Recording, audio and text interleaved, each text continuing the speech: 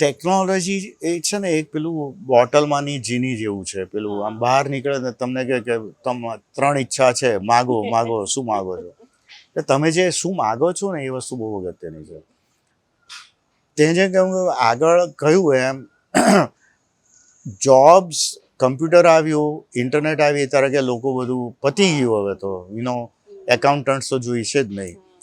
હમણાં જ અમે એકાઉન્ટન્સીના કોર્સીસ શરૂ કર્યા વડાલીમાં.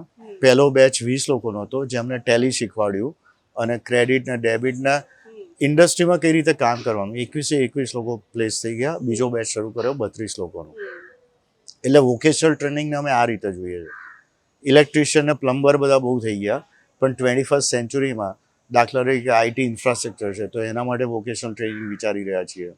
પછી એચઆર માટે, એચઆરને એટલા બધા સોફ્ટવેર પેકેજીસ છે, કોઈને વાપરતા નથી આવડતા હોતા. એટલે તમે લોકોને લઈને એડમિન કામ માટે, એચઆર માટે તૈયાર કરો તો they can be very easily deploy. એટલે I think the skill gap છે.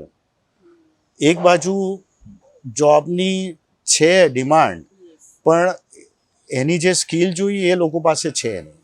એટલે I think skill matching is a big problem ઇન્ડિયામાં.